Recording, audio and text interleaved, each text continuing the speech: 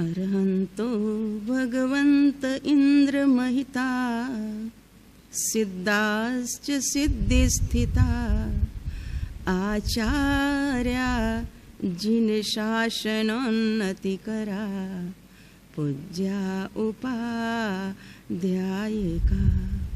श्री सिद्धांत सुपाठिका मुनिवरा रत्नत्रया राधिका पंचैते परमेष्ठिनः प्रतिदिनं कुर्वन्तु मंगलम्। ओंकारबिंदु संयुक्तं नित्यं ध्यायन्ति योगिनः कामदं मोक्षदं चैव ओंकाराय नमो नमः। अज्ञानतिमिरान्धानां ज्ञानाञ्जनशलाकया चक्षुरुन्मीलितं येन तस्मै श्रीगुरवे नमः। महादिव्याकुक्षिरत्नं शब्दजितैरवात्मजं श्रीराजचन्द्रमहं वन्दे तत्त्वलोचनदायकं प्रभुतत्त्वलोचनदायकं देवकुले समुत्पन्नं रत्नकुक्ष्या विभूषणं श्रीजी प्रभुमहं वन्दे आत्मशान्ति प्रदायकं प्रभु आत्मशान्ति प्रदायकम्।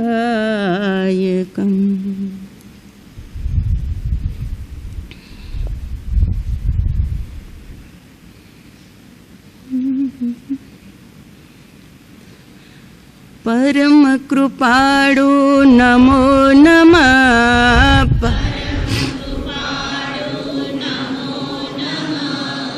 परम दयाळु नमो नमः।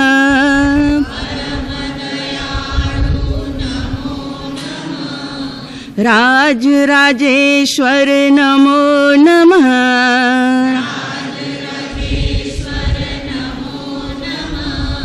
वंदन हो गुरुराज ने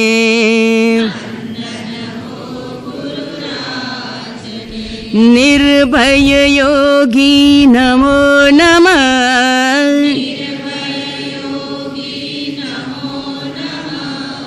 निस्पृह योगी नमो नमः।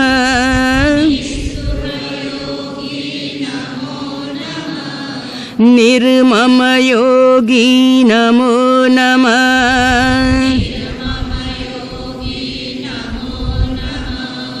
वंदन हो गुरुराज ने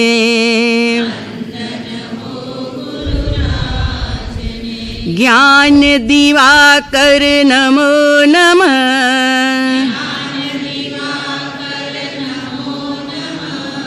शांत निशाकर नमो नमः।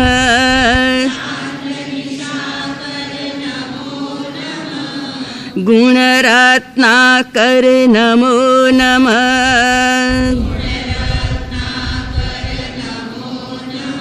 वंदन हो गुरुराज ने प्रयोग वीरने नमो नमः।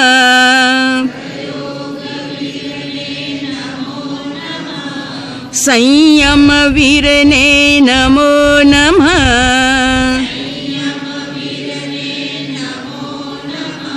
साहस वीरने नमो नमः।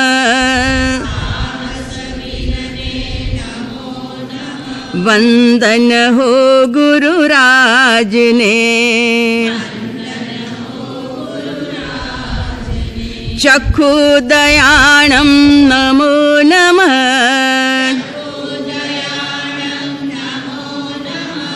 મગ્ગદયાણં નમો નમઃ શરણદયાણં નમો નમઃ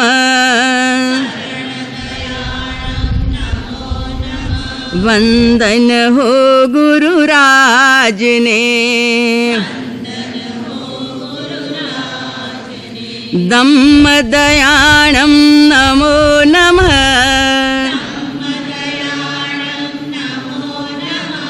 ધમ્મદેશયાણં નમો નમઃ બોધિદયાણં નમો નમઃ વંદન હો ગુરુરાજને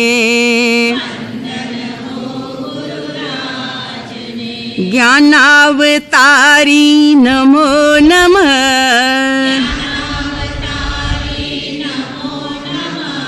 એકાવતારી નમો નમઃ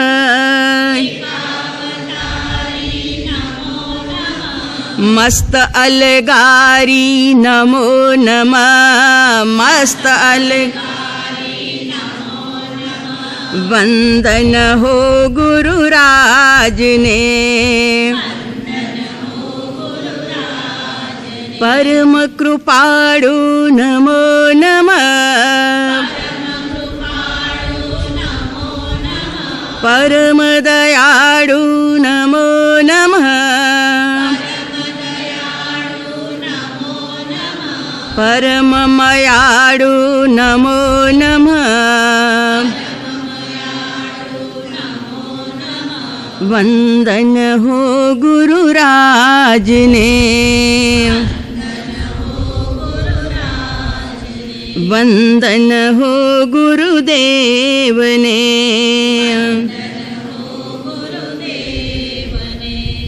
દેહ છતાં જેની દશા વર્તે દેહાતીત આ જ્ઞાનીના ચરણમાં હો વંદન અગણિત.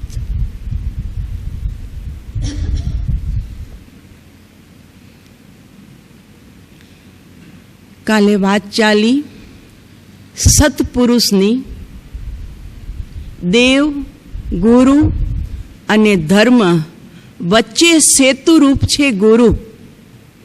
પણ અનંતકાલથી આપણે કષાયોને આધીન થઈ રહ્યા છીએ.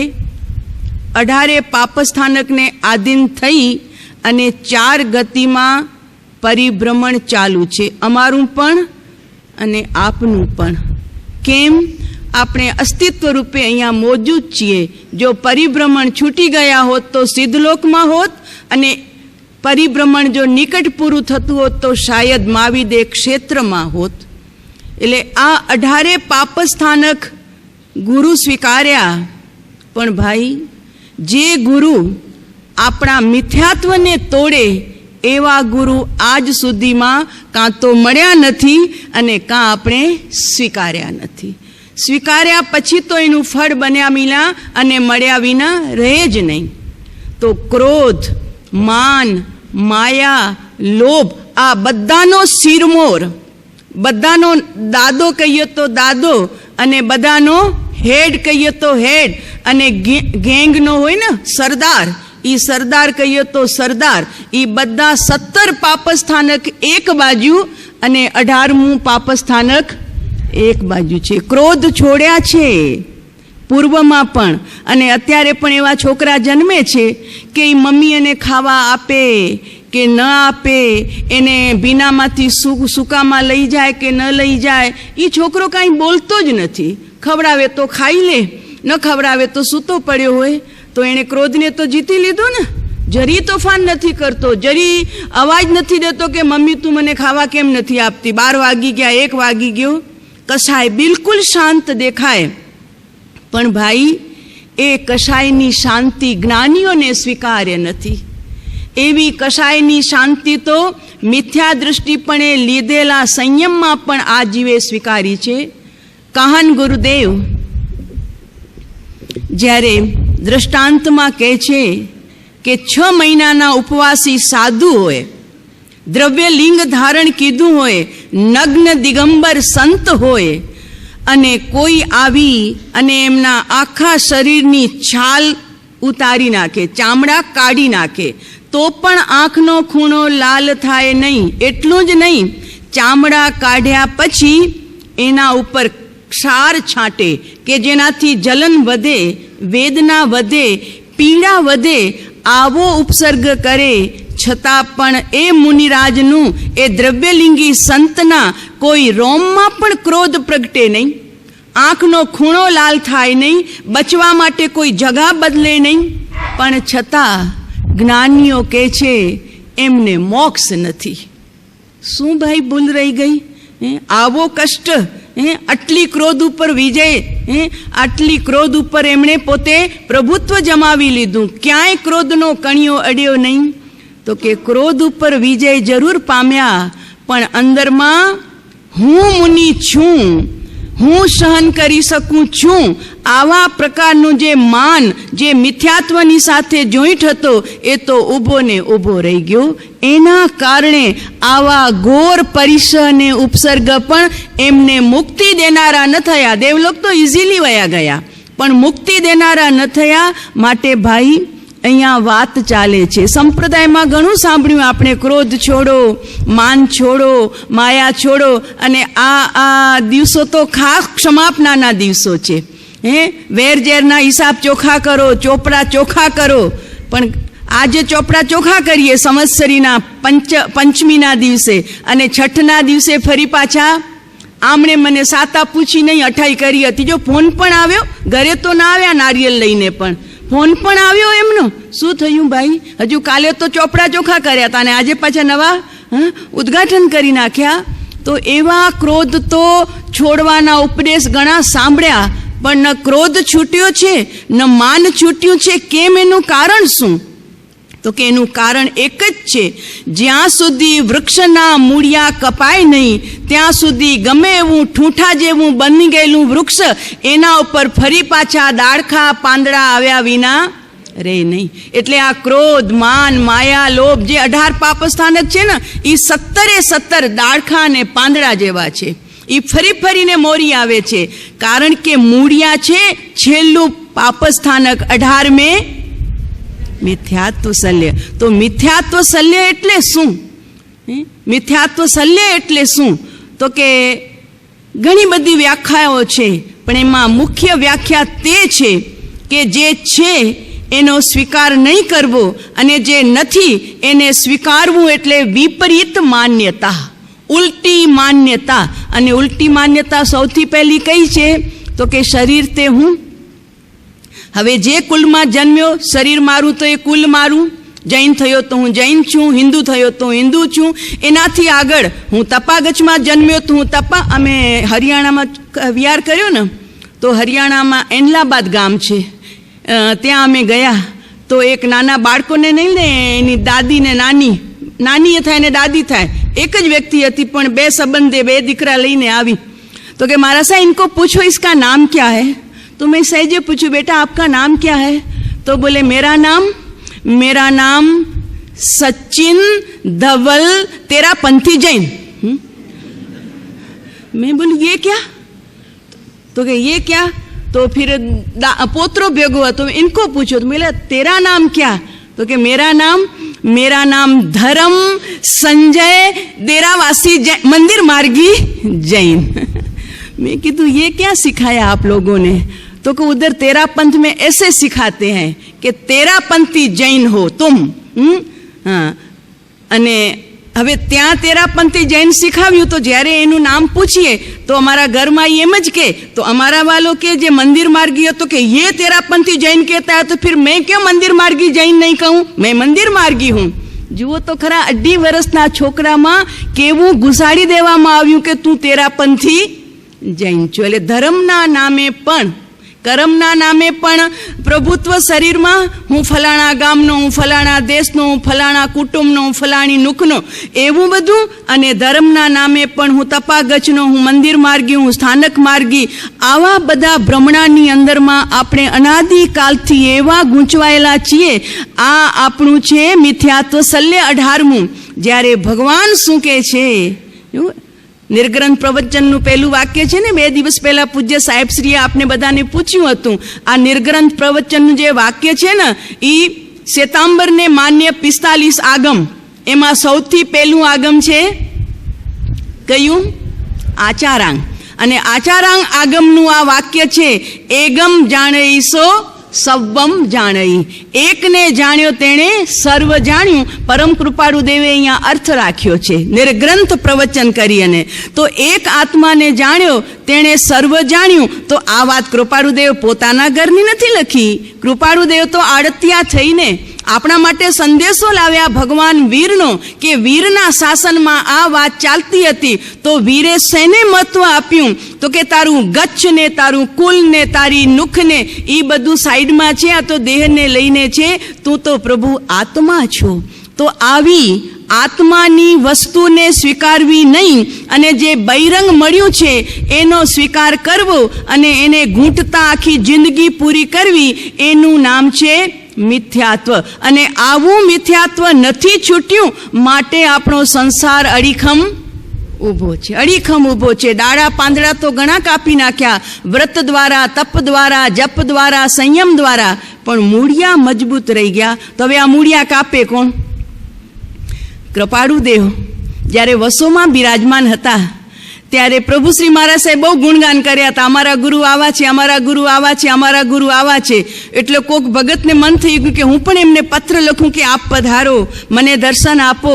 તો સાક્ષાત પરમાત્મા, પરમ જ્ઞાની, ઘણું બધું વિશેષણોમાં લખી અને પત્ર લખ્યો. અને પ્રભુનું પધારવાનું થતું હતું તો પત્ર આવ્યો કે અમે આવીએ છીએ વસો ગામે. પ્રભુ શ્રી મહારાજ સાહેબે કીધું, ઓલા જ્ઞાનીને તમે પત્ર લખ્યો હતો ને, એ આવી રહ્યા છે. અરે બહુ રાજી થઈ ગયા કે આવે છે જ્ઞાની, હવે તો અમે એનો પૂરેપૂરો લાભ લેશું. અને ભગવાન પધાર્યા, આણંદ સ્ટેશને ઉતર્યા, અને ત્યાંથી એમને આવવું હતું વસો. તો વસો તરફ આવવા માટે એક બળદની ગાડી ચાલતી હતી, 2 નહીં, એકો ડગો કહેવાય જેને આપણા કચ્છી ભાષામાં. એના ઉપર બેઠા અને પ્રભુ પધાર્યા. તો મુનિઓ 4 મુનિઓ હતા, યા 3 હતા. તો કે ચાલો ભગવાન અમારા આવી રહ્યા છે, સામે લેવા બધા. તો એ પેલા ભાઈ જેમનું નામ હતું ભાવસાર, મોતીલાલ ભાવસાર, તો કે હાલો ઓલા ભગવાન આવી રહ્યા છે જેને તમે પત્ર લખ્યો હતો એ. તો કે હાલો હાલો હાલો હાલો. તો આમ આગળ ગયા પાદર બાજુ. ભગવાનનો આવવાનો સમય થયો. આણંદથી ઠેઠ વસો આવે એટલે સમય તો લાગે. તો સામેથી બસ બેલગાડી આવતા જોયું તો કે આમાં જ્ઞાની બેઠા છે. તો કે હા ઓલા બેઠા છે ને એ જ્ઞાની છે, અમારા ગુરુ છે, એ ભગવાન છે. ઓ કે આ તો ગાડામાં આવ્યા. જુઓ, ત્યાં સુધી એટલી શ્રદ્ધા હતી કે હું સાક્ષાત વંદન કરીશ ને, અષ્ટાંગ વંદન કરીને, પંચાંગ વંદન કરીશ ને, પ્રણામ કર્યા હતા પત્રોમાં. ઓ આ તો ગાડામાં બેઠા છે. એટલે પેલી શ્રદ્ધાને લાગ્યો છેદ. આગળ આવ્યા કૃપાળુ દેવ. જ્યાં ઉતારો હતો ત્યાં ઉતર્યા નીચે ગાડીમાંથી, અને ઉતરીને એમના માટે જે બેઠક બિછાવી હતી, ભક્તોએ તૈયાર રાખી હતી, એના ઉપર જઈને પ્રભુ બિરાજ્યા. એટલે આમ સાધુ તો પાટ ઉપર બેસે, બહુ તો ઊની આસન હોય એના ઉપર બેસે. જ્યારે આ તો ગાદલું બિછાવેલું હતું એના ઉપર સહજ ભાવે કૃપાળુદેવ બેઠા. એટલે ઓલા ભાવસાર વિચાર કરે છે, લ્યો આ તો ગાદી ઉપર બેસે છે. હવે કૃપાળુદેવના જ્ઞાનથી તો કાંઈ અછાનું રહેવું હતું નહીં ભાઈ. સાંજ પડી, સત્સંગ સભા બેઠી. તો એ જમાનામાં લાઇટો નહોતી, પ્રકાશ લાવવા માટે એકાદ ફાનસ રાખવું પડે. એટલે સત્સંગ સભામાં બધાના ચહેરા દેખાય અને સાહેબનો ચહેરો પણ બધાને દેખાય, એટલા માટે ફાનસ રાખ્યું. તો ઓલા ભાઈ વિચાર કરે છે કે લ્યો આ તો ફાનસમાં બેસે છે. અત્યાર સુધી સાધુઓના ચોમાસા કરાવ્યા હતા ને, તો એ જમાનામાં બહુ સ્ટ્રિક્ટલી હતું કે ઉજઈ પડે ત્યાં એટલે અજવાળું આવે એમાં સાધુ બેસે નહીં. તો આ લ્યો આ તો કે લાઇટમાં બેસે છે, એટલે ફાનસમાં બેસે છે. કૃપાળુદેવ સત્સંગ શરૂ કરતા પહેલાં કીધું, મોતીલાલભાઈ આજ સુધી કેટલા ચોમાસા કરાવ્યા? તો કે સાહેબ દર વર્ષે ચોમાસા હોય છે, ને આ વર્ષે પ્રભુશ્રીનું ચોમાસું છે. વસો ગામ બધાએ તમે તો યાત્રા કરી હશે, અમારું એક છૂટી ગયું છે, એ જવાનું બાકી રાખી આવ્યા છીએ. તો મોતીલાલભાઈ, આજ સુધી તમારા અનંતાનું બંધીને કાપે એવા ગુરુ તમને મળ્યા નથી. આજે અમે તમારું અનંતાનું બંધી, હવે અનંતાનું બંધી શું એને કાપવું શું? ક્રોધમાન માયાલોભ છે ને એના 4 પ્રકાર છે: અનંતાનુબંધી, અપ્રત્યાખ્યાની, પ્રત્યાખ્યાની અને સંજ્વલન. તો આ 3 કસાયની ચોકડી તો પછી જશે જ્યાં સુધી અનંતાનુબંધી પડી હશે ને તાકાત નથી, મુનિ દીક્ષા પણ એને પાર નથી કરી શકતી. તો અમે આજે તમારું અનંતાનુબંધી કાપીએ છીએ. તો સડક થઈ ગયા, આ અનંતાનુબંધી વળી શું? નામે નહોતું સાંભળ્યું ક્યારે. તો કે મોતીલાલભાઈ, તમે અમને પત્રમાં લખતા હતા પરમ જ્ઞાની, કલિકાલ સર્વજ્ઞ, પ્રગટ પરમાત્મા, સાષ્ટાંગ નમસ્કાર, અષ્ટાંગ નમસ્કાર, બરોબર. અને હવે અમે જ્યારે આવ્યા છીએ ત્યારથી તમારા મનમાં ચાલી રહ્યું છે કે આને કેમ વંદના થાય, આને કેમ વંદના થાય, બરોબર. અમે બરોબર કહીએ છીએ. અંદરમાં હલી ગયા. અરે કે ઘમાસાણ પોતાને ચાલુ હતું ને 6 કલાકથી, સમજો 3 વાગે ભગવાન આવ્યા ને 8 વાગે સત્સંગ સભા બેઠી, ત્યાં તો અંદરમાં ઘમાસાણ ચાલુ હતું કે આને તો કેમ વંદના થાય. લોચ નથી કર્યો, સફેદ વસ્ત્ર નથી પહેર્યા, નીચે નથી બેઠા, પાટ ઉપર ન બેઠા, ગાદલા ઉપર બેઠા. ચાલે છે ને મનમાં કે ઘમાસાણ. તો કે આજે અમે તમારું અનંતાનુબંધી કાપીએ છીએ. આજ સુધી ઘણા ચોમાસા કરાવ્યા પણ તમને એવા ગુરુ ન મળ્યા કે જે તમારો અનંતાનુબંધી કાપે. તમને એમ થઈ રહ્યું છે ને આમને વંદના કેમ થાય? ગાડીમાં આવ્યા, ગાદીએ બેઠા, લાઇટમાં બેઠા, વંદના કેમ થાય? સાંભળો ભાવસાર, સાંભળો. અમને જો વંદના ખપતા હોત ને તો અમે 4 નોકર રાખત. 1 નહીં, 4 દિશાના 4.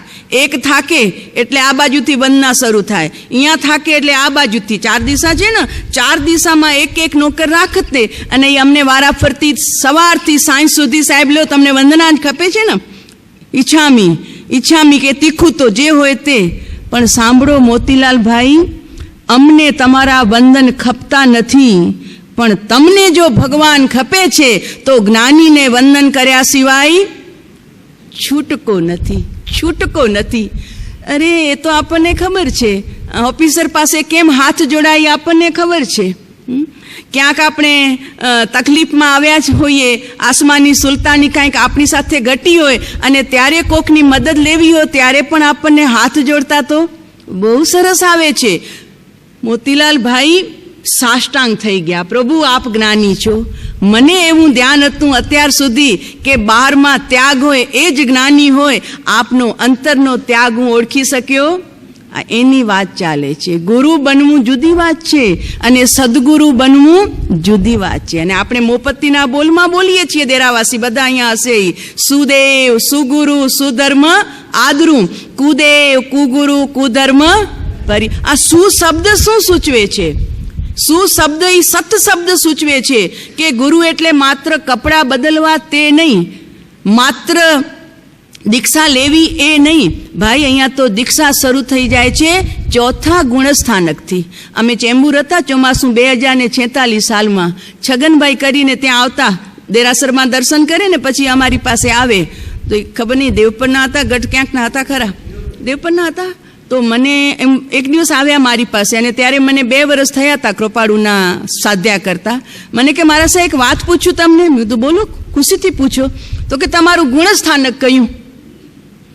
મને પૂછ્યું તમારું ગુણસ્થાનક કયું? મેં કીધું પહેલું. એ કે તમે આટલું ઇઝીલી કહી શકો છો કે તમારું પહેલું ગુણસ્થાનક? જે છે એ કીધું. અમને અમારા સદગુરુ ભગવાનથી જે જાણવા મળ્યું એ કીધું. કારણ કે 4થા માટે પ્રયત્ન ચાલુ છે. તો કે 6ઠું 7મું નહીં.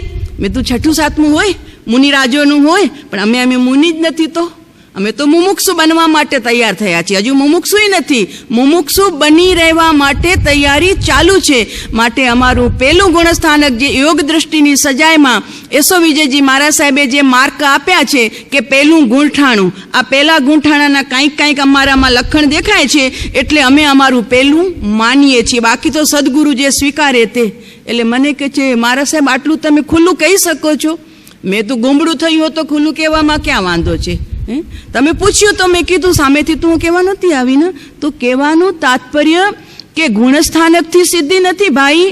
આપણી પોતાની દશા ક્યાં છે કોક ગુણસ્થાનક આપી દે, એનાથી કાંઈ આપણું કામ. ડૉક્ટર સાહેબને સફેદ કપડાં પહેરાવ્યા વિના રાતના તમારા નજીકમાં રહેતા હોય ડૉક્ટર, અને ઓચિતી જરૂર પડે, કાંઈક ગભરામણ થાય અને બિલકુલ તમારી જોડે એમનો ફ્લેટ હોય અને તમે એમને ડોરબેલ મારો તો ઓલા આવે, કેમ?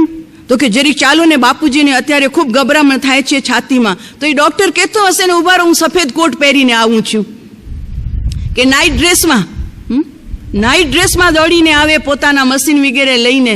તો ભાઈ એને ડ્રેસ પહેરવાની આવશ્યકતા તો ત્યાં હોસ્પિટલ કે દવાખાનામાં હોય, અહીં તો ખાલી એમને નાઇટ ડ્રેસમાં પણ નાડી પકડીને કહી દે કે તમને શેની ગભરામણ છે, ગેસ ટ્રબલ છે કે પછી છાતીમાં કાંઈ વાસ્તવમાં કાંઈ ગરબડ છે.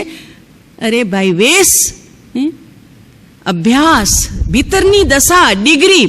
તો જુઓ, આપણે 12માં તો બરોબર ડિગ્રીદારી પાસે જઈએ, દવા લેવા જવું હોય ને, અમારા રમેશભાઈને ડિગ્રી બતાવવી પડી છે. અહીંયા ઓમ એક્યુપ્રેશર લખ્યું ને તો સાથે લખાવવું પડે. 22 વર્ષનો અમારો અનુભવ છે એક્યુપંચરનો, એક્યુપ્રેશરનો. બધા આપણે પહેલાં જોઈએ કે ઊંટ વૈદ તો નથી ને, ક્યાંય ખોટી નાડી દબાવી દેશે ને ખોટા પોઈન્ટ કરી આપશે તો વળી કાંઈક લેવાનું દેવું થઈ પડશે. એટલે ડૉક્ટર પણ ચકાસીને મોટું ઓપરેશન કરવું હોય તો જઈએ, કિડનીનું ઓપરેશન હોય તો ડૉક્ટર ચકાસીને જઈએ. છોકરાને ભણવા મોકલવું હોય તો કેટલી ચકાસણી કરો છો ભાઈ? ગમે તેવા ઊંટ માસ્ટર પાછળ મૂકી આવો છો. અરે ડોનેશન વધુ હશે તો કાંઈ વાંધો નહીં, પણ આપણી સ્કૂલ એને ભણાવનારા શિક્ષક તો એકદમ ટોપ લેવલના જોઈએ. તો જો ત્યાં બી આપણી તપાસ, ડૉક્ટરમાં પણ આપણી તપાસ.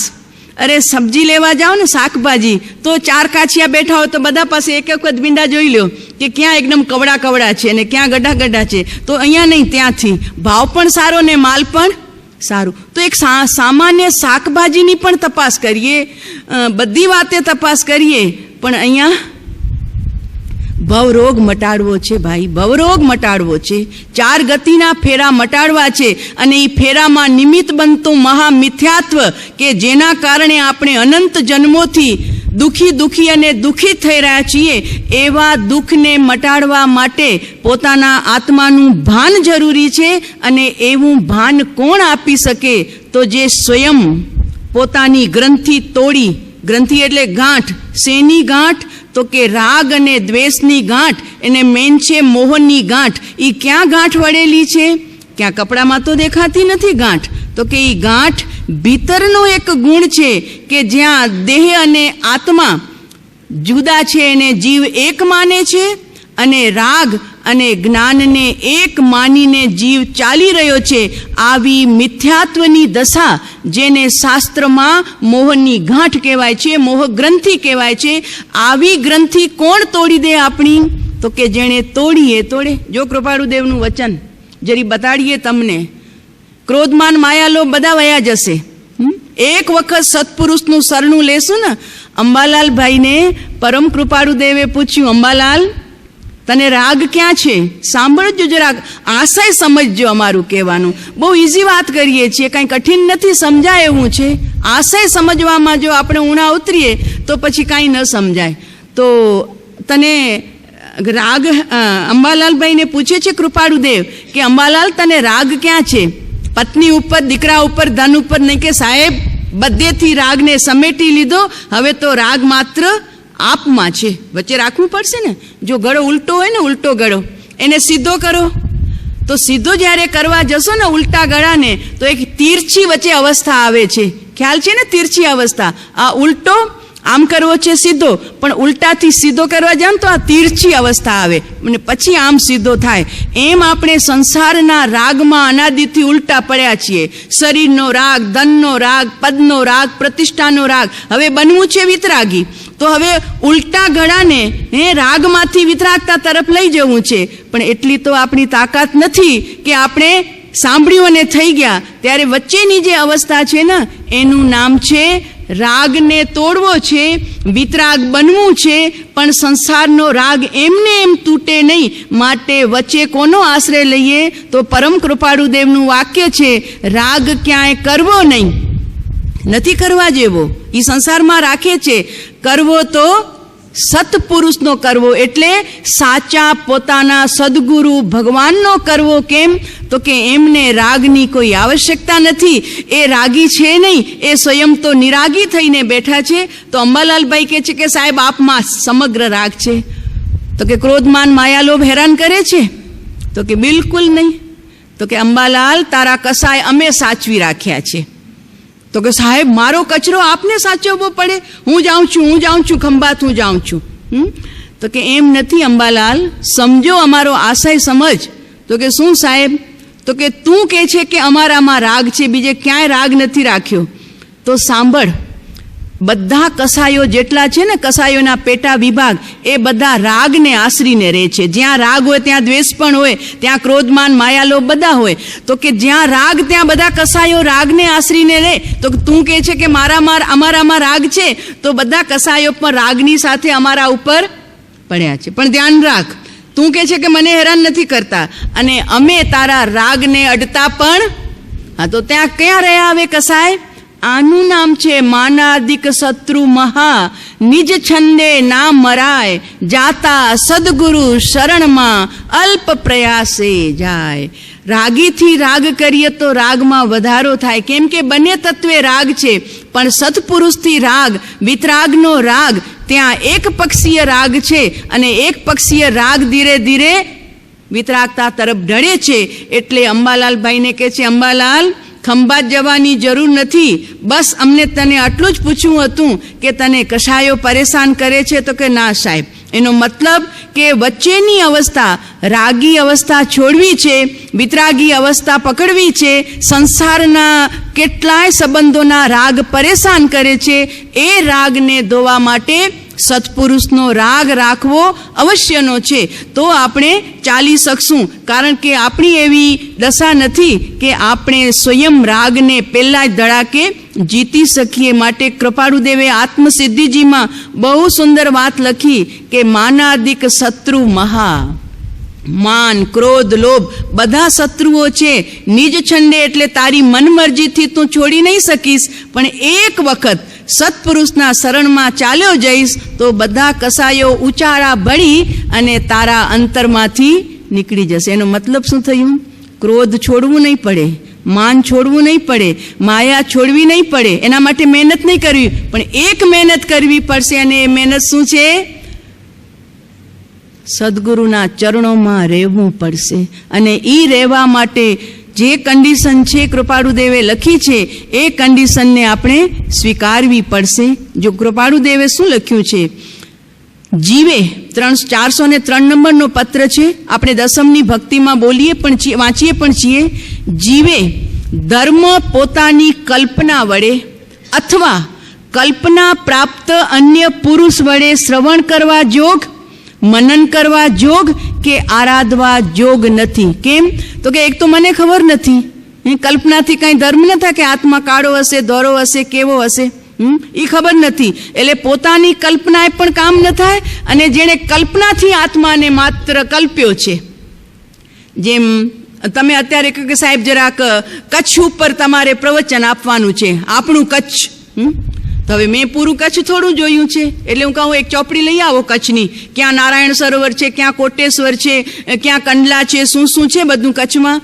તો હું બોલીને તમારી સામે ફર્સ્ટ ક્લાસ 1 કલાક સુધી લેક્ચર આપી દઉં ને તમે બધા હા શું મારા સાહેબ કચ્છના જાણકાર છે, શું એક એક ચીજ સમજાવી. અને બાજુમાં એક ભાઈ છે ને આખા કચ્છનું ભ્રમણ કરીને બેઠેલા હોય, એટલે અમે બોલતા હોઈએ ને ઓલા મૂછમાં મરક મરક હસતા હોય. સમજાયું?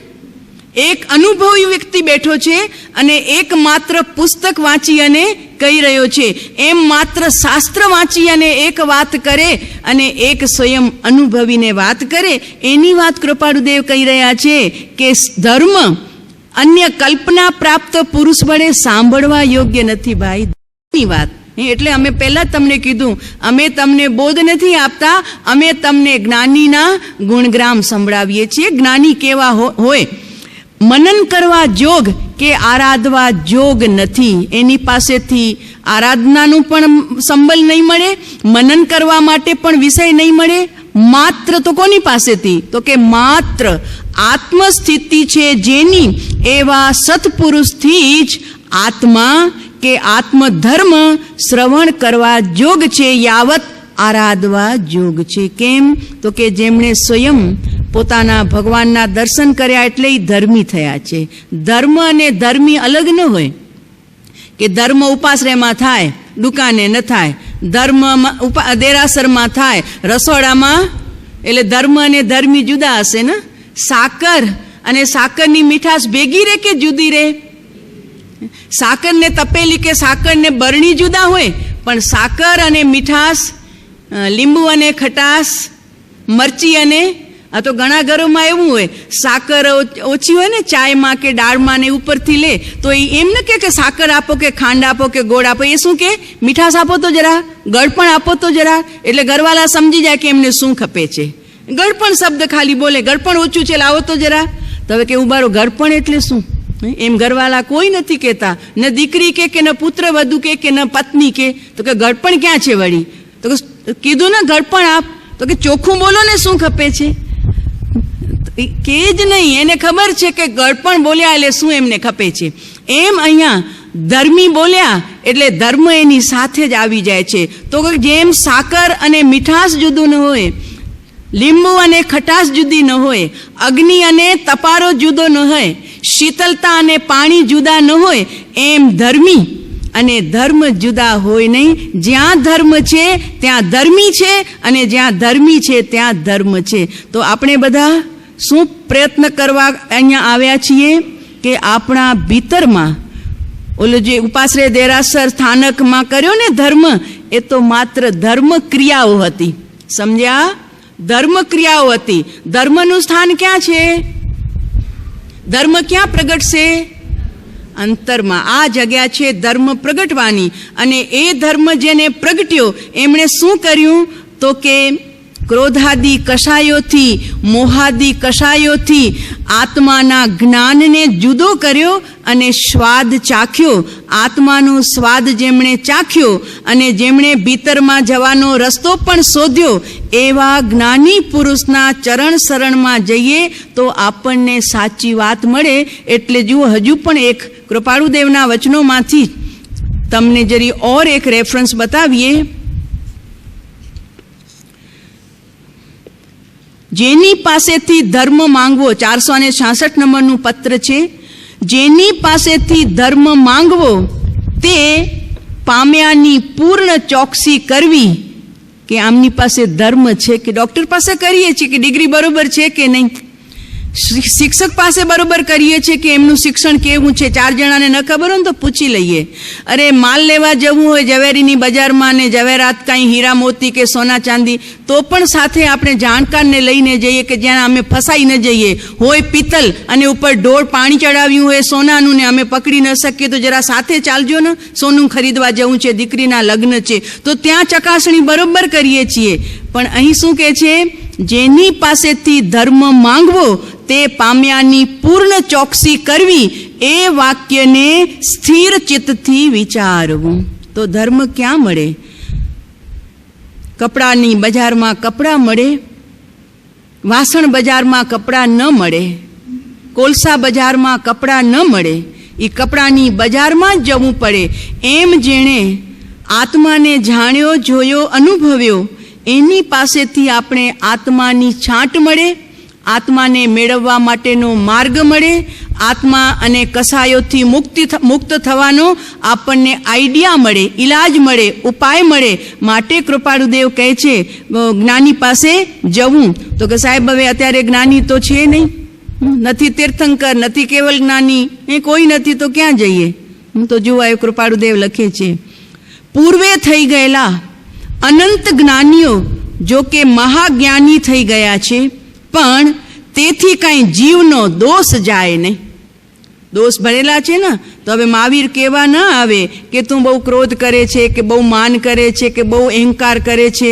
પૂર્વે થઈ ગયેલા જ્ઞાનીઓ મહાજ્ઞાનીઓ હતા, પણ કાંઈ કહેવા માટે આવે નહીં, અને એથી કાંઈ જીવનો દોષ જાય નહીં. એટલે કે અત્યારે જીવમાં માન હોય તે પૂર્વે થઈ ગયેલા જ્ઞાની એને કહેવા આવે નહીં, પરંતુ હાલ જે પ્રત્યક્ષ જ્ઞાની બિરાજમાન હોય તે જ દોષને જણાવી અને કઢાવી શકે. જેમ ઓલા ભાવસારને કીધું ને કૃપાળુ દેવે, આજે અમે તમારો અનંતાનુબંધી કાપીએ છીએ. જ્ઞાનીની સ્વીકાર જ્ઞાનીનો ન થવો ને એમાં આડું આવે છે અનંતાનુબંધી કસાય. અને અનંતાનુબંધી કસાય જેનો મંદ પડ્યો એને જ્ઞાની પ્રત્યે શ્રદ્ધા આવે. એટલે અત્યારે ઘણાને કૃપાળુદેવ પ્રત્યે શ્રદ્ધા નથી આવતી. કેમ? તો કે જેનો અનંતાનુબંધી ગાઢો હોય ને એને એમનામાં દોષ દેખાય. આટલી સુંદર મૂર્તિ, 12માં પણ ત્યાગવંત મૂર્તિ, અલઘારી એક યોગી જેવા, પણ છતાં એને એમાં દોષ દેખાય છે. કેમ? તો કે અનંતાનુબંધી ગાઢ છે ને એટલે આત્માનો વિરોધ આવે અને આત્માના આરાધકનો કે આત્મામાં ઠરેલાનો પણ વિરોધ આવે અને એમનાથી લખાયેલા વચનોનો પણ વિરોધ આવે. પણ સમજી રાખો પ્રભુ, જ્ઞાનીનો વિરોધ એ જ્ઞાનીનો વાસ્તવમાં વિરોધ નથી. આપણે આપણા આત્માનો વિરોધ કરીએ છીએ. આપણે કોણ છીએ? આત્મા છીએ. આપણને આત્મા ખપે છે, તો જેને આત્મા ખપે એને આત્મજ્ઞાનીની સેવા કરવી પડે. તો હવે અહીંયા શું કહે છે જુઓ, આપણા દોષ કાઢવા માટે પ્રત્યક્ષ જ્ઞાની બિરાજમાન હોય તે જ દોષને જણાવી અને કઢાવી શકે. જેમ દૂરના ક્ષીર સમુદ્રથી અત્રેના તૃષાતુરની તૃષા છીપે નહીં. તરસ લાગી છે, હવે ક્ષીર સમુદ્રનું જલ તો બહુ દૂર છે અને અમે એના સિવાય તો બીજું પાણી પીએ નહીં. અમને ક્ષીર સમુદ્રનું જલ જોઈએ તો ભાઈ તારા પ્રાણ છૂટી જશે. કારણ કે તીર્થંકર તો માવિદે ક્ષેત્રમાં છે, કેવલ જ્ઞાનીઓ માવિદે ક્ષેત્રમાં છે, સાચા મુનિઓ પણ નજરે ચડતા નથી. તો હવે તરસે મરવું છે તને? તો કે ના, તરસે તો નથી મરવું. ત્યારે કહે છે, એક મીઠા પાણીનો કળશો જો તારી પાસે અત્રે હોય તો તેથી તારી તૃષા છીપે.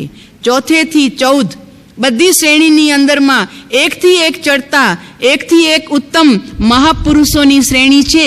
પણ જ્યારે હવે ઉપર ક્યાંય નજરે નથી ચડતું ત્યારે ભાઈ ચોથા પાંચમે સંતોષ તને માન્યા સિવાય છૂટકો નથી. કેમ?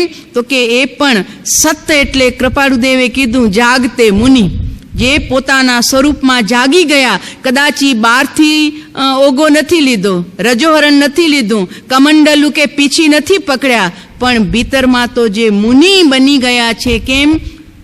યશો વિજયજી મહારાજ સાહેબે સિમંદર સ્વામીના સ્તવનમાં પણ લખ્યું, લોકસાર અધ્યયનમાં સમકિત મુનિ ભાવે, મુનિ ભાવ જ સમકિત કયું નિજ શુદ્ધ સ્વભાવે, આત્મ તત્વ વિચારીએ. લોકસાર અધ્યયન એટલે આચારાંગ સૂત્રના ઘણા બધા અધ્યયન છે.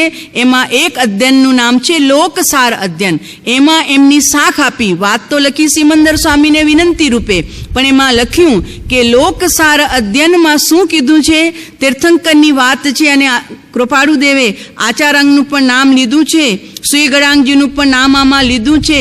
10 વૈકાલિક ઉત્તરાધ્યન એમણે અંદરમાં નામ આવ્યા છે કૃપાળુની કલમથી. તો આચારાંગ સૂત્રની શાખ આપી અને યશો વિજયજી મહારાજ સાહેબ કહે છે કે લોકસાર અધ્યયનમાં સમકિત એટલે શું? તો કે સમકિતનું બીજું નામ છે મુનિ ભાવ. ભાવ મુનિ, જેમણે ભાવમાં કસાય કાઢી નાખ્યા અને મુનિ દશા જેમને પ્રગટ થઈ ગઈ. મુનિ એટલે મૌન રહે તે મુનિ, અને સાધુ એટલે સ્વભાવની સાધના કરે તે સાધુ. તો મૌન કોણ થઈ ગયું? તો કે વાણી નહીં, અંદરમાં મન મૌન થયું અને આત્મા એમનો જાગતો થઈ ગયો. આપણે બધા કેવા છીએ અત્યારે? જેને સમ્યક દર્શન પ્રગટ થયું એ કહેવાય છે સાચો પુરુષ. સત્પુરુષ એટલે સાચો પુરુષ. સાચો પુરુષ એટલે જેમનો ભીતરનો પુરુષ જાગતો થઈ ગયો. કલ્પસૂત્ર અત્યારે ચાલે ને તો મહાવીર સ્વામીના 27 ભાવ, પારસનાથના 10 ભાવ, નેમનાથના 9 ભાવ. કાલે વાત કરશું જરીક તમને કે પારસનાથ ભગવાને સત્પુરુષ ક્યારે બન્યા. પારસનાથ ભગવાન છેલ્લે તો પરમ પુરુષ કહેવાય. મુનિ બન્યા તો પરમ પુરુષ. વંદો પાંચો પરમ ગુરુ. તો અરિયન સિદ્ધ આચાર્ય ઉપાધ્યાય પરમ ગુરુમાં આવે, પણ અહીંયા તો સત્પુરુષ ચોથા ગુણસ્થાનકની વાત છે. તો પાર્શ્વનાથ ભગવાન સત્પુરુષ કેવી રીતે થયા અને કઈ દશામાં થયા એ વાત હવે કાલે કરશું. અત્યારે સમય થવા આવ્યો છે, થોડી વ્રતની વાત લેવી છે. તો સત્પુરુષ એટલે શું? તો કે સાચો. તો કે અમે સાચા નથી શું? અમે અમારા માટે કહીએ, ઘણાને કહીએ કે અમે અત્યારે જિંદા લાશ છીએ. એક મરેલી લાશ હોય ને, મરેલું મરદું, અને અમે શું છીએ અત્યારે? જિંદા લાશ છીએ. એટલે જીવતી લાશ, ચાલતી ફિરતી ને, ખાતા દેખાઈએ, પીતા દેખાઈએ, ચાલતા દેખાઈએ, તો એનો મતલબ કે હજુ અંદરનો પુરુષ. એટલે તો આપણે બોલીએ, કવિતા હતી અમારે, એક જ દેહ ચિનગારી મહાનલ, એક જ દેહ ચિનગારી, ચાંદો સળગ્યો, સૂરજ સળગ્યો, સળગી આભ અટારી, એક ના સળગી સગડી મારી. એ સળગાવા આવ્યા છીએ અહીંયા, એ સળગાવા આવ્યા છીએ પ્રભુ. હા, કારણ કે અહીંયા સળગેલી સગડી છે એટલા માટે, ટચિંગ કરવા માટે. એક ના સળગી સગડી મારી, વાત વિપતની ભારી મહાનલ, એક જે દે ચિનગારી. મહાઅનલ, મોટો અનલ. વગડામાં જે લાગે ને એને દાવાનલ કહેવાય, સમુદ્રમાં લાગે એને વડવાનલ કહેવાય. નામ છે અગ્નિના પણ. એમ અહીંયા આપ કોણ છો પ્રભુ? મહાઅનલ, મોટા આપ અગ્નિ છો. પણ કેવા અગ્નિ છો? શાંત અગ્નિ છો. ઓલી અગ્નિમાં તો હાથ નાખીએ ને તો દાજી જવાય, પણ આમનામાં આમ ભાવોને મોકલાવીએ તો શું મળે છે? શીતલતા, શીતલતા, શીતલતા. તો આ કઈ જાતનો અગ્નિ છે? તો આવો મહાઅગ્નિ, મહાઅનલ, બધું થયું, બધા પ્રગટી ગયા, એટલે પ્રકાશિત થઈ ગયા, સૂર્ય ચંદ્ર બધા. પણ એક મારી ભીતરની આત્મારૂપી સગડી હજુ અંધકારમાં પડી છે. તો હે મહાનલ, એક ચિનગારી આપ. તો કે હું તો ચિનગારી દેવા તૈયાર છું, પણ તારા કોડિયાની અંદરમાં વાટ જોશે, દિવેલ જોશે, કોડિયું સુંદર જોશે. આ બધું ભેગું જોઈએ ને. છેદવાળું કોડિયું હોય તો બધું તેલ નીકળી જાય, અને કોડિયું સાજ્યું હોય પણ એમાં તેલ ન હોય તો, અરે તેલ પણ હોય પણ વાટ ન હોય તો, કન્ડિશન છે ભાઈ. ચિનગારી એ આપશે, એમની પાસે તો જલતી ચિનગારી છે, પ્રત્યક્ષ પાસે જલતી ચિનગારી છે. પણ આપણા કોડિયાની અંદરમાં વાટ પણ ખપશે, તેલ પણ ખપશે, અને કોડિયું છેદ વિનાનું એટલે કાણા વિનાનું ખપશે. તો પછી તેલ ટકે અને પછી એ વાટ સળગે. તો એ કોડિયું અહીંયા કરવું પડશે ભૈયા. હા, અહીંયા. તો આ વાત કૃપાળુ દેવે લખી કે ભાઈ મીઠા પાણીનો કરસો તારી તૃષાને છીપાવે. તો જાજા નખરાતું નહીં કરતો કે મને તો તીર્થંકર આવશે ત્યારે, હું તો સિમંદર સ્વામી પાસે જઈશ ત્યારે. તો કે નહીં, અત્યારે તરસ લાગી છે, મિથ્યાત્વના મારથી મરી રહ્યો છે, કસાયના જુલમથી કપાઈ રહ્યો છે.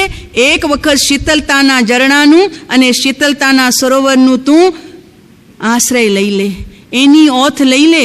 તો તારા કષાય, તારા વિષય એ બધા સહેજે સહેજે શાંત થતા જશે, અને તું ઉભરાતો જઈશ, પણ એના માટે તૈયારી તારી જોશે.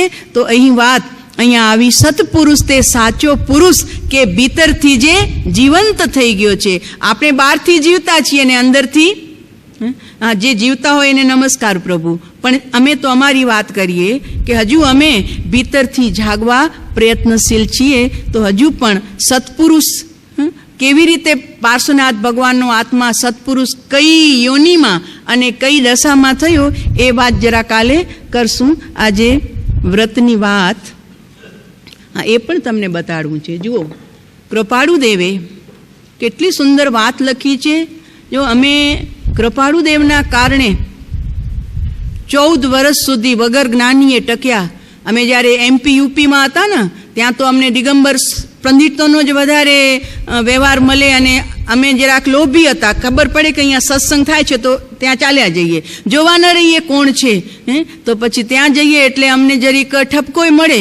તો અમે એમની પાસે અમારા ભગવાનની વાત રાખીએ કે જુઓ પ્રભુ, આપ જે વાત કરો છો, પણ અમારા જેને અમે સર્વસ્વ માન્યા છે, જેમને માથે લઈ અને હૃદયમાં રાખી અને અત્યારે અમારું આ વિચરણ UPMPના જંગલોમાં થઈ રહ્યું છે, તો અમારા એ ભગવાન જ્યારે એમની પાસે મુનિશ્રી આવ્યા હતા તો અમને તો એ વધારે ઉપકારી થાય, કેમ કે અમે પણ બૈરંગ તો મુનિ જ ગણાવીએ છીએ ને જગતની દ્રષ્ટિએ. તો મુનિશ્રી સ્થાનકવાસી સમુદાયથી હતા. તો એ મુનિશ્રી મોપત્તી બાંધતા હતા. અમારી તો મોપત્તી હાથમાં છે.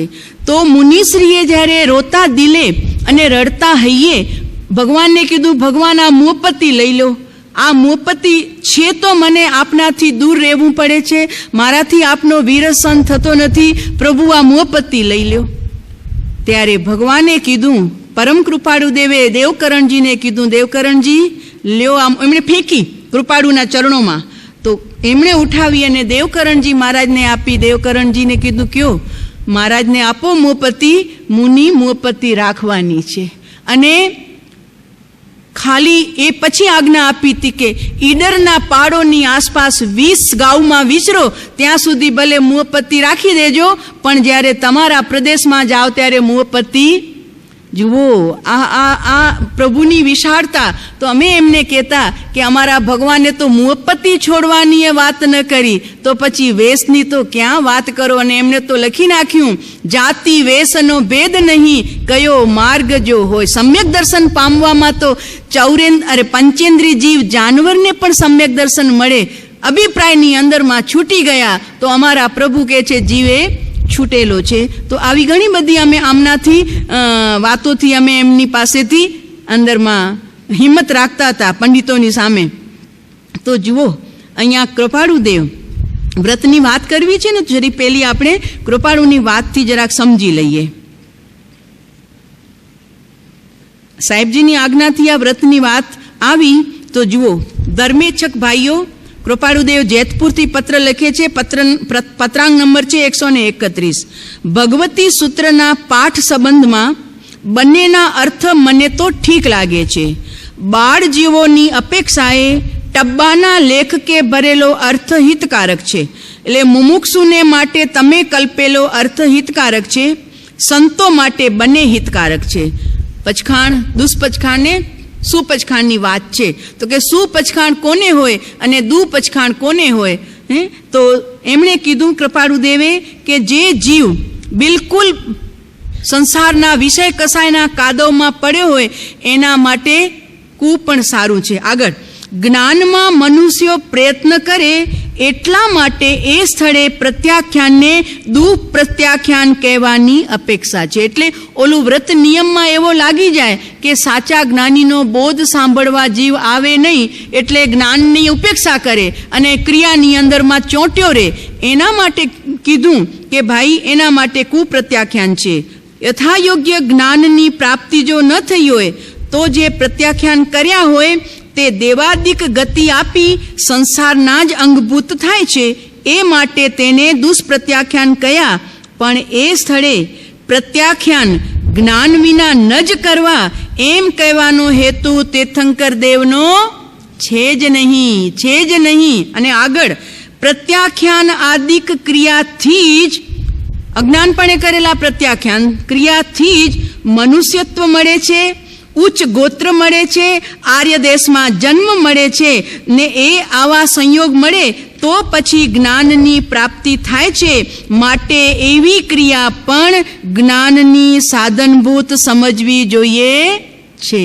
જો આ કૃપાળુદેવની વાત છે. પ્રભુ અમને ઘણા એમ કે તમે તો શ્રીમદને માનો છો ને? માનીએ છીએ, તો માની હકીકત છે. દુનિયા જગ જાહેર છે, એમાં ક્યાં મોટી વાત.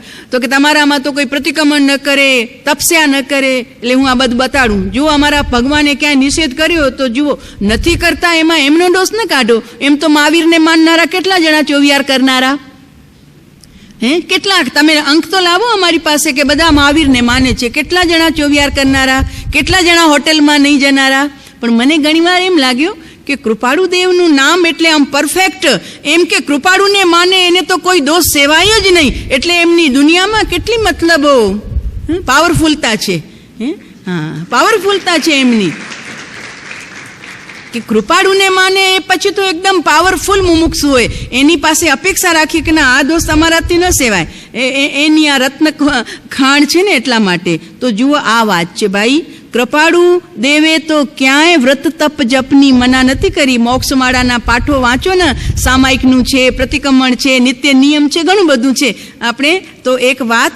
અને બીજી વાત, જરી વ્રતની વાત છે ને એટલે તમને જરા ખ્યાલ આવે એટલા માટે 771 નંબરના પત્રમાં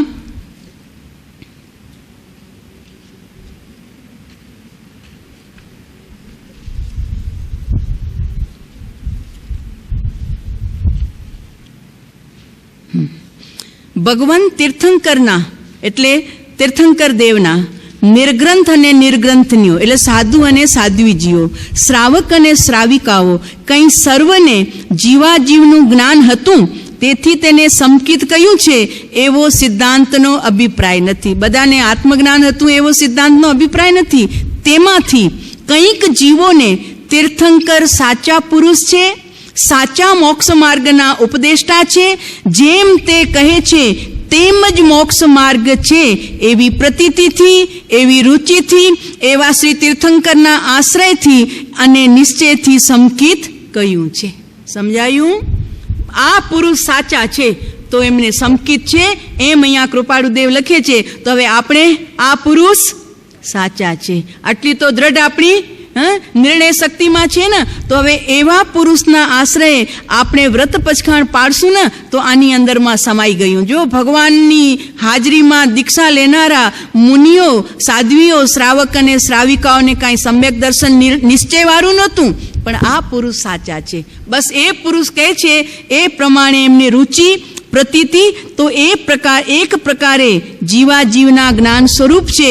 પુરુષ સાચા છે અને તેની પ્રતીતિ પણ સાચી આવી છે કે જેમ આ પરમ કૃપાળુ કહે છે તેમ જ મોક્ષ માર્ગ છે. તેમ જ મોક્ષ માર્ગ હોય તે પુરુષના લક્ષણ આદિ પણ વિતરાગપણાની સિદ્ધિ કરે છે. જે વિતરાગ હોય તે પુરુષ યથાર્થ વક્તા હોય અને તે જ પુરુષની પ્રતીતિએ મોક્ષ માર્ગ સ્વીકારવા યોગ્ય હોય એવી સુવિચારણા તે પણ એક પ્રકારનું ગૌણતા એ જીવાજીવનું જ્ઞાન અનુક્રમે થાય છે. સમજાયું ભાઈ? તીર્થંકર અને એ તો કે છે અમે બીજા મહાવીર છીએ, બીજા રામ છીએ. તો પ્રભુ એમનામાં જેને પૂર્ણ શ્રદ્ધા અને એમનો અંશ જેમનામાં પ્રગટ છે એવા અત્યારે આપણી સમક્ષ બિરાજમાન અને પ્રતિદિન આપને આત્માના ગુંજારવમાં લઈ જનારા એ પણ એમનો જ અંશ છે, એમનો જ અંશ છે. કારણ કે હમણાં જે કીધું કે ક્ષીર સમુદ્ર દૂર હોય, કળસાના પાણીથી, મીઠા જલના પાણીથી તૃષા छिपावજો, એમ કૃપાળુદેવ કહી રહ્યા છે કે અમે તો અત્યારે તમારાથી થોડા દૂર છીએ. તો તમને જે મળ્યું છે અમારું પ્રતિનિધિત્વ પણ જેમાં છે એને પણ કળસો માની અને પીવાની તૈયારી રાખજો. બીજું વ્રત મૃષાવાદ વિરમણ વ્રત, પાના નંબર 5. દેશથી એટલે એક અંશથી, સર્વથી નહીં.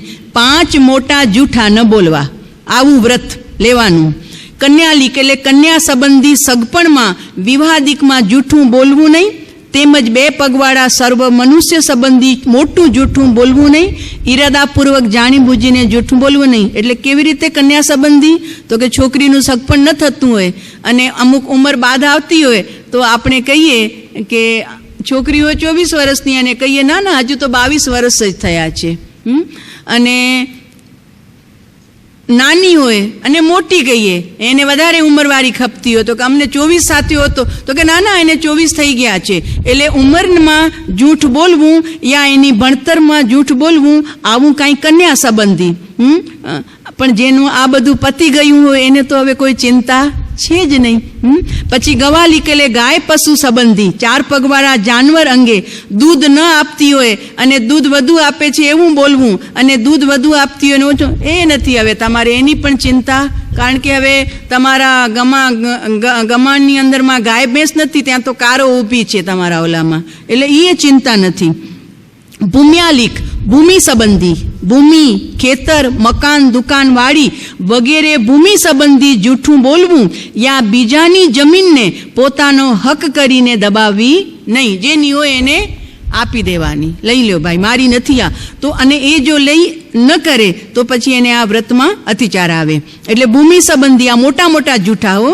પછી થાપણ મોસો એટલે બીજાની થાપણ, માજી હોય ને તો રાખે થાપણ ભાઈ ઘરમાં હોય નહીં, અને પછી એ લેવા ન આવે અને તમારા ઘરમાં રહી જાય તો વાસ્તવમાં સાચો જે સજ્જન માણસ હોય ને એ 1 રૂપિયો વાપરે નહીં હો. કે એ વિધવા બાઈએ મારા ઘરમાં રાખ્યા, એના પ્રાણ છૂટી ગયા, એના કુટુંબમાં કોઈ છે નહીં તો મારે એનું બધું ધર્માદા કરે છે અત્યારે, અમને ઘણા ખ્યાલમાં છે. ધર્માદા કરીને મને એ વિધવાબાઈનું એક પણ રૂપિયો ખપે નહીં, કારણ કે એની એમાં આશા હતી અને એને હું દગો કરું, વિશ્વાસઘાત કહેવાય, એટલે બધા વાપરી નાખું. અને એવાય હોય કે જે પચાવી જાય, તો અહીંયા એવી છૂટ રાખી, જૈણા રાખી કે પારકી થાપણ ઓળવવી નહીં. અને ઘણા તો ફરી જાય, જીવતા હોય તો ફરી જાય, તમે મારી પાસે ક્યારે મૂક્યા છે, એવા ઘણા દ્રષ્ટાંત છે. હવે એમાં જશું તો ટાઈમ થઈ જશે. કૂડી શાખ એટલે ખોટી સાક્ષી પૂરવી નહીં.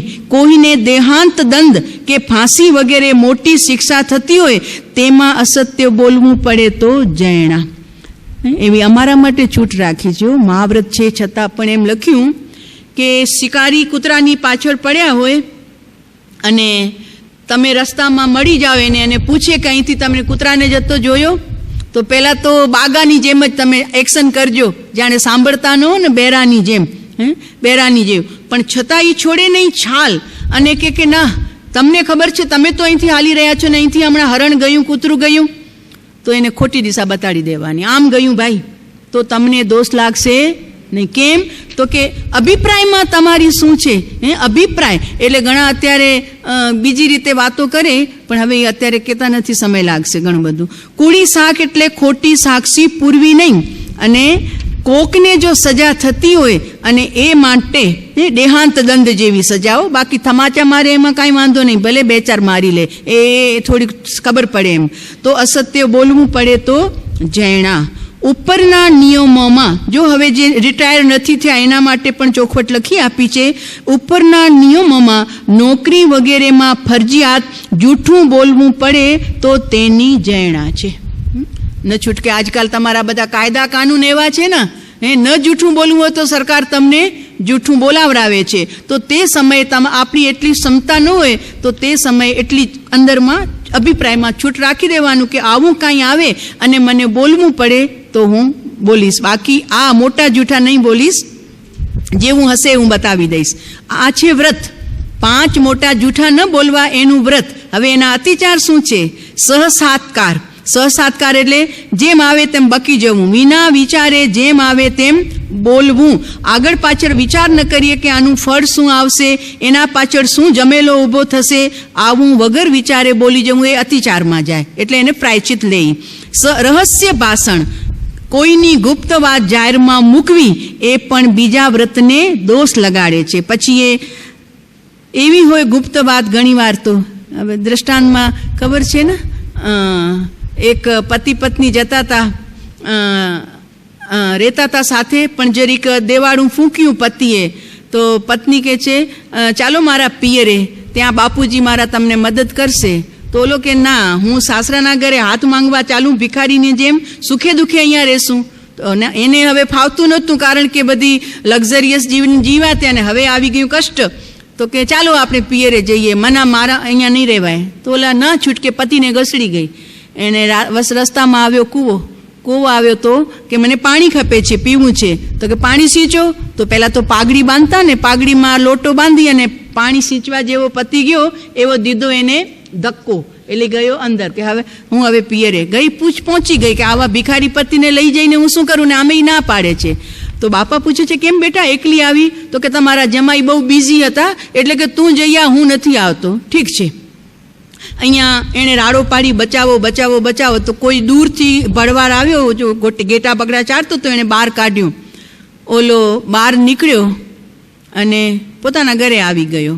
થોડા દિવસ પછી એને એમ લાગ્યું કે હવે મારે બરોબર દિવસો પાછા આવી ગયા. તો ચડતી પડતી હોય ભાઈ, દાયકો સુખનો દાયકો દુઃખનો, બરોબર પાછું બધું વ્યવસ્થિત થઈ ગયું, ધન વધી ગયું, એટલે બધા ગાડેના બળેના પહેરી અને ગયો સાસરીએ લેવા માટે. ઓલી ચમકી ગઈ, અરે મેં તો જેને કૂવામાં નાખી દીધું, તો આ તો પાછો આવ્યો. પણ આજે દીદાર બદલેલા છે, હવે ભિખારી જેવા નથી દીદાર, હવે તો શ્રીમાન જેવા છે. આવો, ઓહો, આવો આવો, તમે આજે ટાઈમ મળ્યો. સસરા આઘા પાછા થઈ ગયા. ગંભીરતા, કાંઈ બોલ્યો નહીં કે તે મારી સાથે આવો ડગો દીધો તો હું તને લેવા આવ્યો છું, ચાલ હવે આપણા ઘરે. તૈયાર થઈ ગઈ, પિતાજી રજા લઈ ઘરે આવી. છોકરો મોટો થયો, પરણાવ્યો અને હવે જમવા બેસે, પુત્રવધુ રસોઈ બનાવે, ભાઈ સાહેબ જમવા બેસે ત્યારે એ ઓલા પહેલાંના જમાનામાં ઉજાડિયા રાખતા હતા, પ્રકાશ આવે ને એટલા માટે, તો એમાંથી એના ઉપર પરછાયો પડે તો ઓલી આમ સાડીનો પલ્લું છે ને એના ઉપર આમ ધરે અને પંખો વીંજે અને ઓલો આમ જમતો જાય. તો એક દિવસે એણે પલ્લું ધર્યો ને તો એને સહેજ મૂછમાં હસવું આવી ગયું.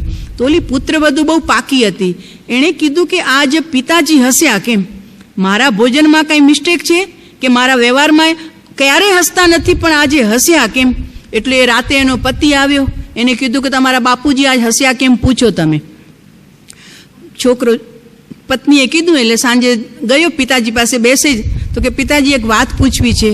પહેલાં 4 દિવસ તો છોડી દીધું, પછી બોલી શું છે? તો કે એક પિતાજી વાત પૂછવી છે. તો પૂછને, એમાં આટલો ગભરાય છે કેમ?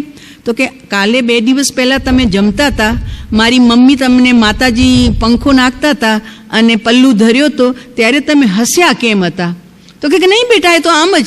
તો કે ના, કાંઈ કારણ વિના આપ હસો નહીં. મારી પત્ની કહે છે કે પિતાજીને શું રસોઈમાં કાંઈ ગડબડ લાગી એટલે મારા ઉપર હસ્યા હતા? તો કે નહીં બેટા એવું કાંઈ નહોતું. 1 દિવસ, 2 દિવસ, 4 દિવસ, 10 દિવસ, મહિનો નીકળી ગયો પણ પત્નીએ છાલ છોડી નહીં એના પતિની. પૂછો તમારા પિતા. અને જુઓ 1 દિવસ ગંભીરતા જરાક છૂટી ગઈ એટલે બહુ દીકરાએ કીધું ને એટલે એના બાપે કીધું બેટા તારી મમ્મીનું આવી રીતે મારી સાથે થયું હતું ને એટલે મને તે દ્રશ્ય દેખાઈ ગયું કે કૂવામાં ફેંક્યો તો ત્યારે પણ હું હતો અને આજે તું આમ પલ્લું મારા ઉપર ધરે છે, આમ તડકો જરીક મારા ઉપર ના આવે તો અત્યારે પણ એ જ હું છું. આ જીવો જીવનની બલિયારી. એટલે એ વિકલ્પથી મને જરીક હસવું આવી ગયું. મળી ગઈ કલ. જરાક આ ગંભીરતા જો આટલી છૂટી. બીજા દિવસે પત્નીને કીધું કે આટલા માટે બાપુજી હસ્યા હતા.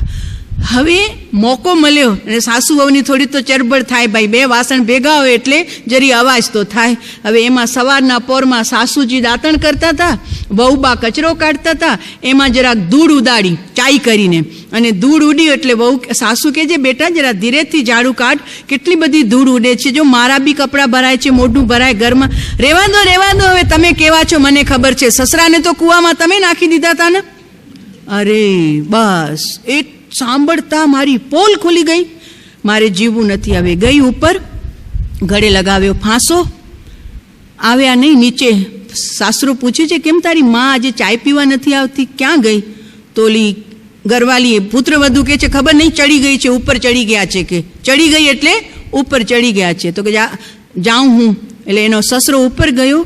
હજુ તો અડધે દાદરે પહોંચ્યો. ઓહો, સમજી ગયો, હોશિયાર હતા ને ભાઈ. આ વાતનું વતેસર થઈ ગયું લાગે છે. નક્કી આમાં કંઈક મારાથી ભૂલ થઈ ગઈ. હવે મારે જીવીને શું ઉપર એનો કાઢ્યો સૌ અને પોતે લગાડ્યો ગલે. હવે થોડી વાર થઈ કે બાપુજી ક્યાં ગયા? તો કે બાપુજી ઉપર ગયા છે, મારા નામની કૂટતા હશે તમારા બા ને બાપુજી ભેગા થઈને. કે જાઓ બોલાવો હવે, કે ચાય પીવાનો ટાઈમ થઈ ગયો છે. એટલે છોકરો ચડ્યો. ધીરે ધીરે ભાઈ ગુપસુપ કાંઈ વાત થતી હોય અંગત પિતા માતાની કેમ સંભળાય. ઉપર ગયો. અરે આ શું? સમજી ગયો આ શું થયું, એનું કારણ સમજાઈ ગયું. પિતાજીને નીચે ઉતાર્યા. હવે મારે જીવવા જેવું નથી. લગાડ્યો ફાંસો. છોકરો રટકી ગયો. ઓલી કે બાપ ને મા તો ઉપર ચડ્યા હતા પણ હવે એ ભેગો ભળી ગયો લાગે છે કે મને છૂટી કરવાના વિચાર કરતા હશે કે કાં પાછી પિયરીએ મોકલવાના. જોઉં તો ખરી. એટલે ધીરે ધીરે ચડીને જોયું તો 2 સૌ નીચે પડ્યા છે, 1 સૌ લટકી રહ્યો છે. અરે બહુ મોટી ભૂલ થઈ ગઈ. આજે મેં સાસુજીને કઠિન વચન કીધા એનું આ પરિણામ આવ્યું લાગે છે. એ પણ ઉપર ગઈ. જીવન એક વાતના કારણે 4 જીવના જીવંત ગયા, જીવ ગયા. તો શું થયું ભાઈ? ગુપ્ત રહસ્ય. પેટમાં રાખી દીધું હોત ને તો જીવન એવું જ સુંદર રીતે પસાર થઈ ગયું હોત, પણ જરીક પેટ ખુલી ગયું એમાં તો 4 જીવના મોત. એટલે જો કોઈની ગુપ્ત વાત પત્નીની પણ નહીં. જો પછી નીચે છે વિશ્વસ્ત મંત્ર ભેદ, એટલે પોતાની સ્ત્રી આદિ જે વિશ્વાસુ જીવ છે એના દૂષણ કોઈની પાસે બોલવા નહીં. એની ગુપ્ત વાત કોઈને કહેવી નહીં કે જેથી એને જીવને દુઃખ લાગે અને ક્યારે આવો મરવાનો પ્રસંગ પણ આવી જાય. મૃષા ઉપદેશ, જૂઠો ઉપદેશ આપવો અને ખોટી કોઈકને સલાહ આપવી એ પણ વ્રતમાં અતિચાર લગાડે છે. સાચી સલાહ આપવાની, કસાય વધે એવી નહીં, કસાય ઠરી જાય એવી. કોઈ આવેશમાં આવ્યો હોય બિચારો પણ આપણે એને ઉસકી જા બરોબર છે એ એમ જ કર, એના ઠારી નાખ ભાઈ, એને મીઠા શબ્દોથી ઠાર. અને હંમેશા આવેશનો સમય બહુ અલ્પ હોય છે, એટલે તો કીધું કે આવેશમાં કદી આવશો નહીં, અને આવેશમાં આવી જાઓ તો ઉતાવળે પગલું ભરતા નહીં, પહેલાં મટકા પાસે જજો, ઠંડુ પાણી પીજો અને 2 મિનિટ મોઢામાં પાણી રાખજો, એટલે તમારો ઉભરો છે ને સમાઈ જશે. હા, પાણી છે ને શીતલ છે. તાવ આવે તો પણ ડૉક્ટર સાહેબ કે પાણીના પોતા રાખો, તમારું તાવ ઉતરશે. એમ અહીંયા અંદરનો કસાય પણ છે ને, એ જરા મોઢામાં પાણી જાય તો એનાથી શાંત રહે. તો મૃષા ઉપદેશ ન આપો, ખોટી સલાહ કોઈને ન આપો કે ઘરમાં ક્લેશ થાય, કંકાસ થાય. અને કૂટ લેખ, ખોટા દસ્તાવેજ ન લખો, જેમ છે એમ લખો. અને કોઈ લખ્યું હોય તેના અક્ષરોમાં ફેરફાર કરવા તો એ મોટા જે વ્રત લીધું એમાં તમને અતિચાર લાગે. આ પ્રમાણે બીજા વ્રતના 5 અતિચાર છે. સમય થઈ ગયો, આગળ લેશું પછી. તો વિચારજો, તમને અનુકૂળ આવે એ રીતે વિચારજો કે હું આમાં પાડી શકું એમ છે, કારણ કે હવે મારે આ કાંઈ લેખાજોખા કરવાના છે નહીં. તો ભાઈ તમે આ વ્રત સહર્ષ સ્વીકાર કરી શકો છો, યા સહર્ષ તમે નિયમમાં આવી શકો છો. કારણ કે આપણે કહે ને કે તમે ઘરમાં રહેતા ન હો પણ ભાડા ચીઠ્ઠી, ભાડાનું ઘર હોય, ઘરમાં રહેતા ન હોય પણ ભાડા ચીઠ્ઠી જ્યાં સુધી રદ ન કરાવો ત્યાં સુધી માલિકને ભાડું આપવું પડે કે નહીં? તમે મુંબઈ રહેતા હો કે કચ્છ રહેતા હો પણ તમને ઇલેક્ટ્રિક બિલ પણ ભરવા પડે કે નહીં? તો એમ જ્ઞાની કહે છે તમે વાપરો કે ન વાપરો, પણ જ્યાં સુધી નિયમથી નિયમિત નથી થયા ત્યાં સુધી દુનિયાની અનેક ચીજોનું તમને આવરણ એટલે ચડ્યા કરે. રાવડી ભાષા છે નિયમમાં, તો કે એ ચડ્યા જ કરે છે જીવને. માટે નિયમમાં આવી જાય તો એનાથી ઘણો બધો બોજો ઉતરી જાય. એવી વાત આપણા જૈન દર્શનમાં લખેલી છે, તો વિચાર કરજો.